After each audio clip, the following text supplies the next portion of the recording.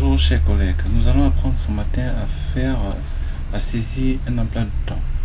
Saisir un emploi de temps dans XGEST, il faut d'abord au préalable avoir inséré tout le personnel enseignant et créer les classes dans lesquelles les emplois de temps seront faits. Pour ce faire, nous allons aller dans le menu établissement. Dans ce menu établissement, nous prenons le sous-menu emploi de temps et nous cliquons sur le sous-menu emploi de temps par classe. Nous allons cliquer et attendre. Dans la fenêtre qui s'affiche, nous allons choisir l'action. Si nous sommes dans un lycée, il y aura donc formation, il y aura enseignement scientifique, enseignement littéraire et scientifique, littéraire et économique, je voulais dire, ou alors si nous sommes dans un collège, nous allons laisser ainsi. Nous allons choisir le niveau de classe. Le niveau de la classe, ici c'est la troisième, nous restons en troisième, et une fois que nous l'avons fait, en principe, on ne devrait avoir aucun emploi de temps ici, parce que pour cet emploi de temps, pour l'année 2015-2016, cela figure ici. On devrait donc avoir rien ici lorsqu'on veut créer un nouvel emploi de temps. Bien, donc la classe étant, le niveau de la classe étant choisi, on va ouvrir ici pour choisir la classe. Nous allons rester en troisième A et nous allons cliquer sur le bouton nouveau. Lorsque nous cliquons sur le bouton nouveau, nous allons paramétrer et vous allez constater qu'il y a ici deux colonnes, la colonne de paramétrage emploi de temps et la colonne ajouter un nouveau cours. Donc nous commençons systématiquement par les horaires de l'établissement. Ici, les cours commencent à 13h, à 7h30, à 7h, et ici nous allons mettre 30. 7h30 et les cours s'achèvent à 13h, disons 13h. Pour certains établissements, ils vont aller jusqu'à 17h50 ou alors jusqu'à 18h. Bref, il faut prendre les heures de début et de fin des cours sans tenir compte des récréations. Donc nous apprenons 7h30 à 13h. À 13h, je connais ça, on va prendre 13h15. 13h15, voilà. Ensuite, nous allons mettre ici le nom de l'emploi de temps. C'est-à-dire que, comme c'est écrit en rouge là, nous allons mettre par exemple emploi de temps, essai. Bon, on avait déjà un emploi de temps essai, troisième A. Nous allons mettre emploi de temps essai 1. Voilà, essai 1, on va prendre comme ça, la date d'application. En fait, la date d'application est le moment où c'est la date, en fait, la date effective du début des cours. Parce qu'à partir de cette date-là, ce n'est qu'à partir de cette date que les enseignants sont susceptibles de faire l'appel. Et pour faire l'appel, il faut qu'ils soient dans cette classe-là. Et il faut donc choisir cette date à bon escient. Sinon, ça va impacter sur la progression des enseignants. On va donc dire pour le cas d'espèce, disons le 2 mars. Le 2 mars 2016. Bien, nous avons choisi notre date. La durée du cours est de 50 minutes. Le début, considère le dimanche comme le début, comme vacances. Le dimanche, on ne va pas à l'école, donc c'est les vacances. Une fois que le côté gauche est paramétré comme nous l'avons fait, nous allons venir au côté droit et constater que le cours, il a directement, l'application a directement mis ici 7h30, 8h20 pour faire la première tranche de cours. Et donc nous sommes le lundi. Le lundi, c'est un cours de quoi? Peut-être d'anglais, disons d'anglais, et anglais qui fait anglais. On va prendre un enseignant choisi ici, un enseignant qui fait anglais, disons Diakité Moussa, voilà, il fait anglais. Ensuite, comme il fait anglais, nous allons donc dire ajouter cours. Et quand nous cliquons sur ajouter cours, nous constatons donc ici en bas que le cours que nous venons de programmer est bien là de 7h à 8h20, on vient déjà quitter. Nous allons continuer toujours pour lundi. Et lundi, c'est de 8h20. De 8h20, il va directement mettre ici de 8h20 à 9h10. de 8h20 à 9h10, je le mets automatiquement. Le lundi, nous avons toujours anglais, monsieur Diakité, il a 2 heures de cours, nous ajoutons.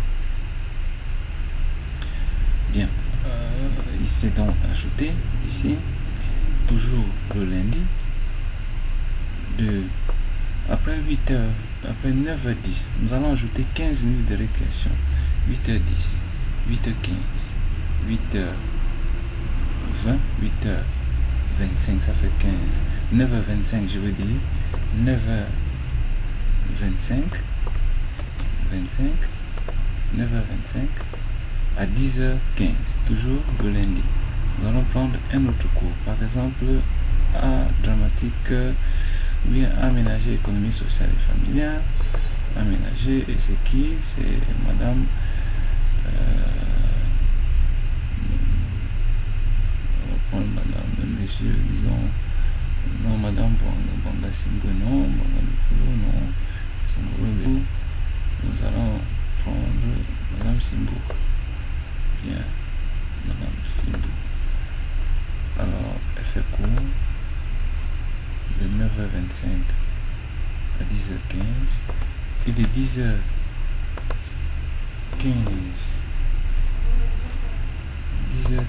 à 11h05, toujours le lundi, toujours aménagé, madame Simbo, nous ajoutons. Voilà. Bien, donc 11h05, 11h10, 11h15, 11h20, les cours vont donc commencer à 11h20, 11h20 à 12h10, à 12h10, à 12h10, nous avons toujours le lundi, on va prendre un autre cours, nous allons prendre un autre cours, on va dire espagnol. Espagnol, on va prendre monsieur Abougé, ou Abom, ça dépendra. Abougé, on va prendre Abougé, espagnol. Voilà. Maintenant, de 12h10,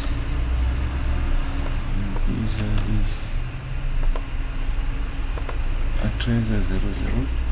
Voilà. Vous voyez que nous avons paramétré ici jusqu'à 13h15.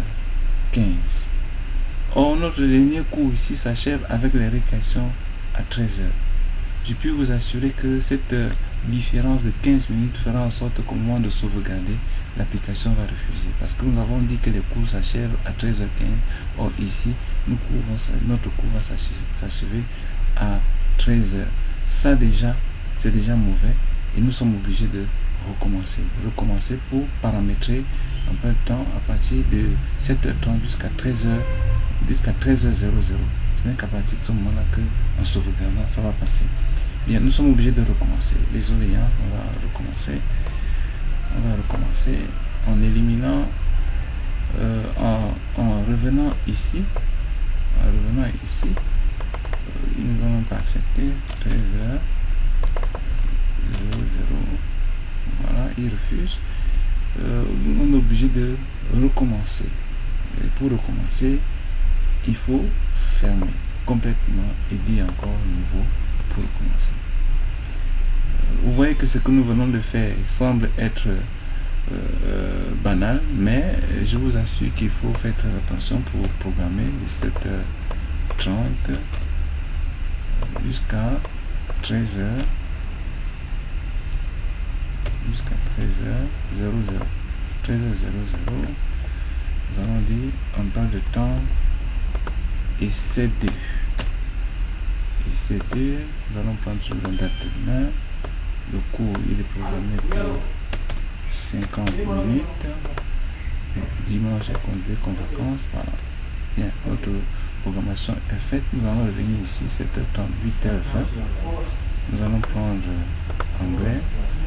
Et dans anglais, nous allons prendre monsieur Zité, le lundi, ajouter. Ensuite, de 8h20 à 9h10, toujours le lundi, monsieur a quitté anglais, nous ajoutons. Nous prenons encore de 8h20 à 9h10. Donc de 9h10, il faut ajouter 15 minutes de récréation. 10, 15, 20, 25. Donc ça fait 9h25. 9h25 à 10h15, toujours le lundi. Un autre cours, vraiment, économie sociale et familiale. Et on va prendre, toujours comme tout à l'heure, Madame Simbo. Elle est là. Voilà. On va ajouter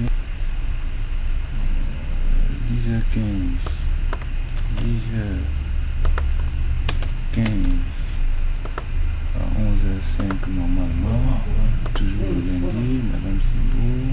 Ajouter cours. Voilà, c'est fait.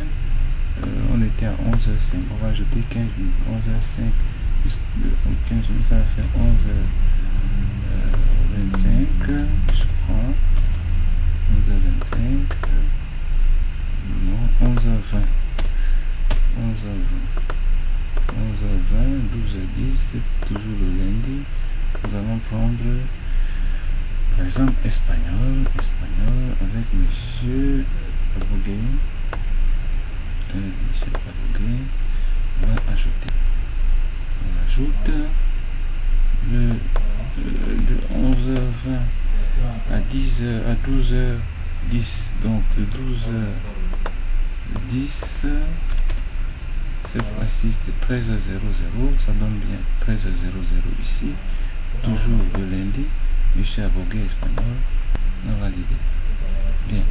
La journée de lundi, nous pouvons donc constater que tous les cours de la journée de lundi sont saisis. Ensuite, nous allons prendre la journée de mardi à 7h30. 7h30. De 7h30 à 8h20 le mardi. Disons, il y a un cours de français, d'éducation physique, éducation civique. Ok. Bien. Il faut dire que c'est le même professeur qui fait donc. C'est le professeur d'histoire-géo qui va faire histoire, géographie et éducation civique. Pour ce faire, on va donc prendre l'éducation civique 1 heure. On va lui donner l'éducation civique 1 heure. Et qui fait éducation civique, Monsieur Bouzanga Michel, il va lui donner 1 heure le mardi. 1 heure le mardi, éducation civique. Maintenant, il va faire histoire-géographie. C'est le même prof. Il faut donc programmer à la fois éducation civique et programmer aussi histoire-géographie pour que ce dernier puisse avoir au moment de la création des devoirs la possibilité de créer les devoirs en éducation civique et de créer les devoirs en histoire-géographie. On va aller pour finir avec M. Bouzanga. On va prendre le vendredi. Le vendredi, il a cours de 9h20 à 10h10 le vendredi, et il fait quoi? Il fait histoire-géographie. Histoire-géographie, M. Bouzanga, on va valider le vendredi. Bien. Après 9h20, ce sera de 10h10 à 11h, de 10h15. Non, on s'est trompé, je crois que la tranche d'heure de vendredi là, en fait c'est de 9h25. On va supprimer ça. C'est 9h25 en fait. C'est le vendredi, c'est de 9h25 à 10h15. Monsieur Bouzanga, ok, ça marche. Voilà. Ensuite, de 10h15 à 11h05, voilà, ça marche maintenant. Bouzanga va aller ajouter. Voilà. Donc, le vendredi, voilà les deux cours de M. Bouzanga qui sont programmés. Histoire, géographie ici, et puis éducation civique. Prenons maintenant un professeur de français. Le mardi, par exemple, entre 8h20, 8h20,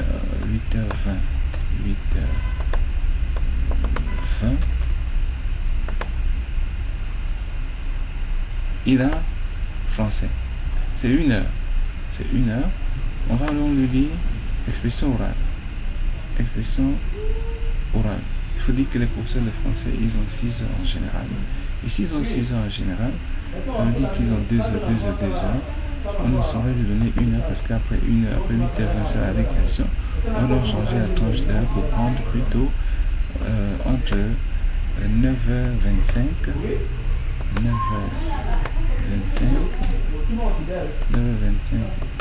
et 10h15. Le mardi, c'est expression orale avec Anglais-Zomo Renault. Voilà, on va valider. Ensuite,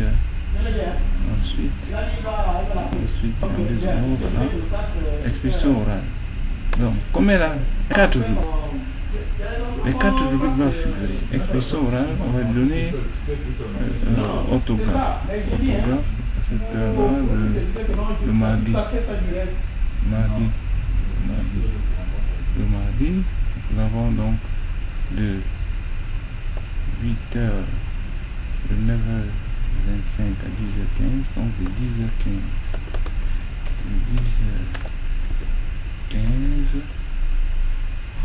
à 11h05 le mardi, c'est toujours orthographe Anglais-Zomo. Voilà.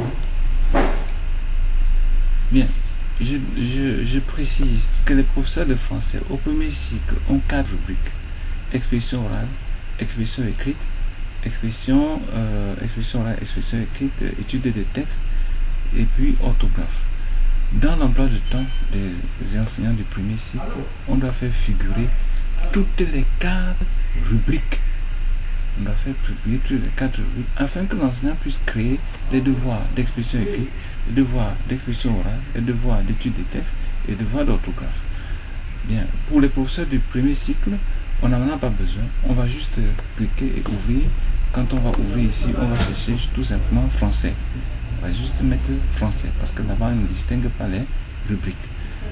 Une fois qu'on a programmé donc Anglais-Zomo pour 2 rubriques expression orale et orthographe, nous allons chercher les autres cours. Ce sera peut-être le jeudi de 7h30 à 8h20. Le jeudi, elle a quoi? Elle a étude des textes. Ou bien alors, étude des textes, Anglais-Zomo, on va valider.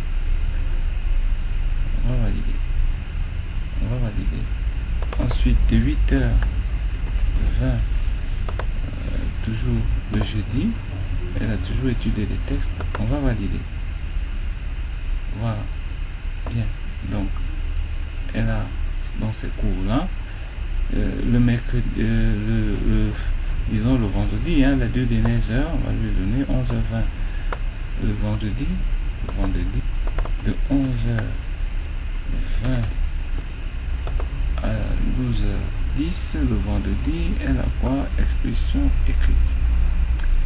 Expression écrite, on valide. C'est bien là. Maintenant, de 12h10,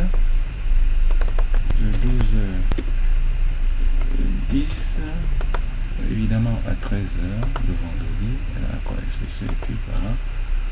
On va valider, voilà, c'est chargé. On peut donc constater que pour ce qui concerne le français, elle a donc expression écrite, une rubrique, étude des textes, une rubrique, expression orale, une rubrique, et orthographe, une rubrique. Donc toutes les rubriques qui figurent, les 6 heures, 2 heures, 2 heures et 2 heures figurent dans son emploi de temps. On fera donc ainsi pour tous les enseignants de la classe. Et quand on aura terminé de tous les enseignants de la classe, s'il y a des vides, ça c'est une permanence par exemple. Le mardi de 8h20 à 9h10, c'est une permanence, par exemple. Ou bien alors s'il y a un cours, on va l'y insérer. Une fois qu'on a donc mis tous les cours de la journée, j'entends, une fois qu'on a mis tous les cours de la semaine, on va cliquer sur valider. On va laisser l'application tourner et s'arrêter. Et une fois qu'il a tourné et s'arrêté, on va cliquer sur sauvegarder. Il met donc ici réussi. Et on va donc fermer.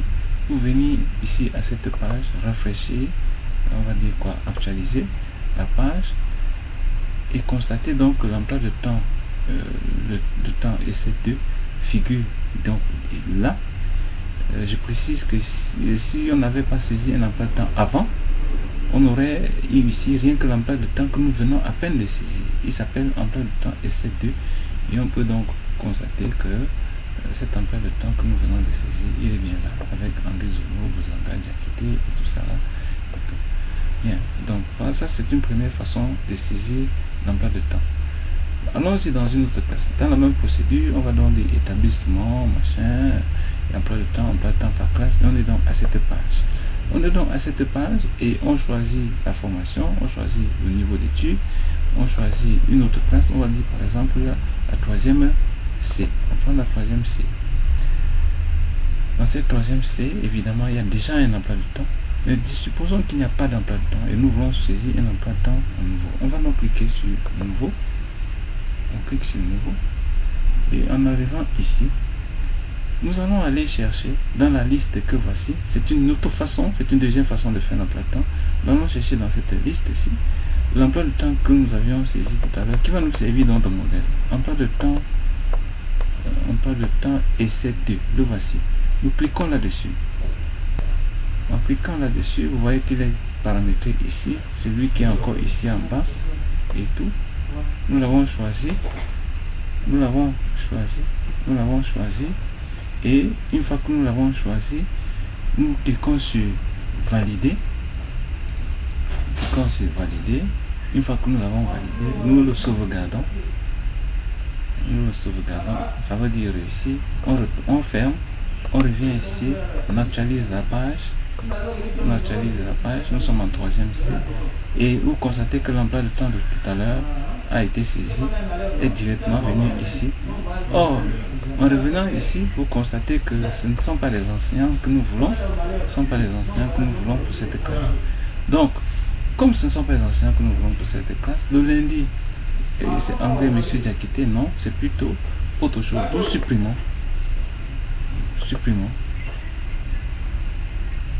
On supprime en cliquant sur la petite croix là, on a supprimé avec succès. Et là nous ajoutons maintenant, nous cliquons maintenant ici pour ajouter le nouveau prof. Ce n'était pas anglais, c'était plutôt disons français, et puis c'était plutôt Madame Massala. On prend Madame Massala, elle fait quoi? Elle fait étudier des textes. Et puis nous faisons quoi? Nous sauvegardons, oui. Donc, une fois que c'est sauvegardé, vous voyez que Monsieur Diakité est parti pour laisser la place à Madame Massala. Et là, nous allons le faire comme ça pour toutes les classes. Ici où il n'y avait pas de prof, il n'y a pas de cours, on clique sur plus. En cliquant sur le plus, on peut sélectionner le prof qu'il faut. Abbé Solo est là, on prend Abbé Solo. Abbé Solo, elle enseigne quoi? Elle enseigne à dramatique théâtre. On fait tout et on valide. Si tel est le cas, voilà, on dit oui. Et directement, l'emploi de temps à Abbé Solo est là. On le fera ainsi pour tous les jours de la semaine. Là où on trouve un prof, on le supprime. On supprime. Une fois qu'on a supprimé, on peut ajouter le nouveau prof. Voilà, la procédure est la même. C'est-à-dire que tous les emplois de temps sont déjà saisis. Et maintenant, il y a un changement de prof, ou bien un nouveau prof qui arrive. Quand il y a un nouveau prof qui arrive, on vient prendre donc cet emploi de temps-là et on supprime l'ancien prof pour mettre le nouveau prof. Ici, on a supprimé André Zomo pour mettre Madame Bistoumo. Cette Madame Bistoumo, elle remplace Madame André Zomo. Elle va donc faire quoi? Elle va donc faire étude des textes. Voilà. On va donc prendre ici, là, étude des textes. Et on va sauvegarder. Voilà, sauvegarder. Et le tout est joué en ce qui concerne les emplois du temps. Maintenant, si vous avez des difficultés, n'hésitez pas à nous interpeller, soit par le groupe WhatsApp, soit par le téléphone, vous appelez et puis on trouvera certainement une solution. En attendant, bien entendu, que l'application puisse générer automatiquement les emplois de temps dans les années futures. Mais pour générer les emplois de temps dans les années futures, il faudrait que nous, les utilisateurs, nous puissions envoyer nos contraintes qui sont les nôtres afin que ces contraintes puissent être intégrées pour nous permettre d'aller un peu plus vite.